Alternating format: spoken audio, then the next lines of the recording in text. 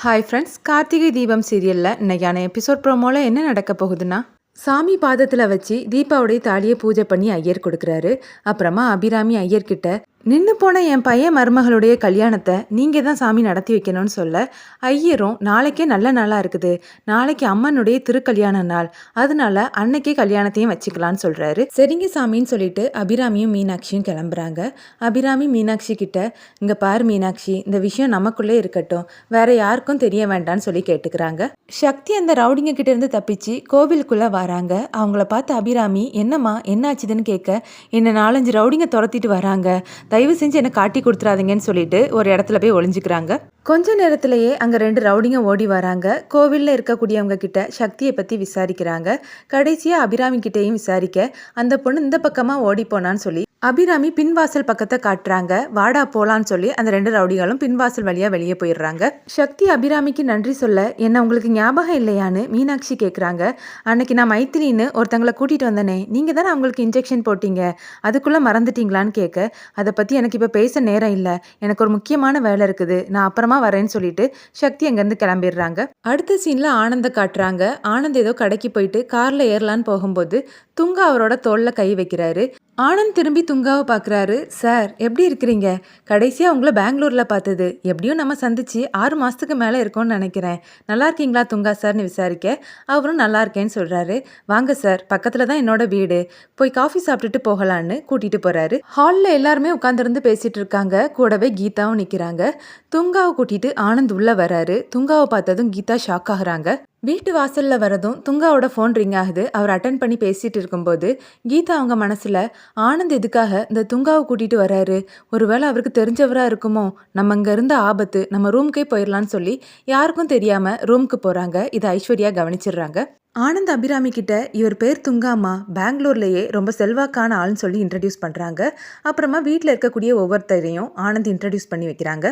கார்த்திக் எங்கம்மான்னு கேட்க, அவன் வெளியே போயிருக்கான்ப்பான்னு அபிராமி சொல்கிறாங்க. அப்போ தீபாவை எங்கன்னு கேட்கும்போது அவள் ரூமுக்கு போயிருக்கான்னு ஐஸ்வர்யா சொல்கிறாங்க. அப்புறமா அபிராமி மீனாட்சி கிட்ட போய் தீபாவை கூட்டிகிட்டு வர சொல்கிறாங்க.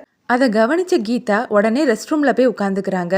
மீனாட்சி வந்து தீபா தீபான்னு கூப்பிடும்போது, அக்கா எனக்கு கொஞ்சம் வயிற்றுக்கு சரியில்லை, நீங்களே ஏதாவது சொல்லி சமாளிச்சிருங்கன்னு அனுப்பி வைக்கிறாங்க. மீனாட்சியும் அபிராமி கிட்ட, தீபாவுக்கு உடம்பு சரியில்லாத, அவள் ரெஸ்ட் எடுக்கிறான்னு சொல்லி சமாளிக்கிறாங்க. சரிம்மா, அவள் ரெஸ்ட் எடுக்கட்டும்னு அபிராமியும் சொல்ல, சரி நான் இன்னொரு தடவை வரும்போது அவங்க 2 பேரையும் மீட் பண்ணுறேன்னு சொல்லிட்டு துங்கா அங்கேருந்து கிளம்புறாங்க. ஐஸ்வர்யாவுக்கு கீதா மேலே ஒரு சந்தேகம் வருது. எதுக்காக இந்த ஆளை பார்த்ததும் அவள் உடம்பு சரியில்லைன்னு சொல்லி அனுப்பி வச்சிருக்கான்னு யோசிக்கிறாங்க. துங்கா அங்கேருந்து கிளம்பும்போது ஆனந்த் அவர்கிட்ட, நீங்கள் என்ன விஷயமா இங்கே வந்திருக்கீங்கன்னு விசாரிக்கிறாரு. அப்போ துங்கா கையிலேருந்து கவர் எடுத்து கொடுக்குறாரு. இதில் ஒரு பொண்ணோட ஃபோட்டோ இருக்குது, அவளை தான் நாங்கள் தேடி வந்திருக்கோம், உங்களுக்கு தெரிஞ்சா என்கிட்ட சொல்லுங்கன்னு சொல்லிட்டு கிளம்புறாரு. துங்கா அங்கேருந்து போனதுக்கப்புறமா ஆனந்த் அந்த கவரில் இருந்து ஃபோட்டோவை எடுத்து பார்த்து ஷாக் ஆகுறாரு. இவ பார்க்குறதுக்கு நம்ம தீபா மாதிரியே இருக்காளே, ஒருவேளை இவர் ஃபோட்டோவை மாற்றி தந்துட்டு போயிட்டாரா, எதுக்கும் அவர்கிட்டே கேட்போன்னு துங்காக்கு கால் பண்ணி விசாரிக்கிறாரு. இந்த பொண்ணோட பேர் என்னதுன்னு ஆனந்த் கேட்கும்போது கீதான்னு சொல்கிறாரு. என்ன விஷயமா நீங்கள் இவளை தேடிட்டு இருக்கீங்கன்னு விசாரிக்கும்போது நடந்தது எல்லாத்தையுமே துங்கா அவர்கிட்ட சொல்கிறாரு.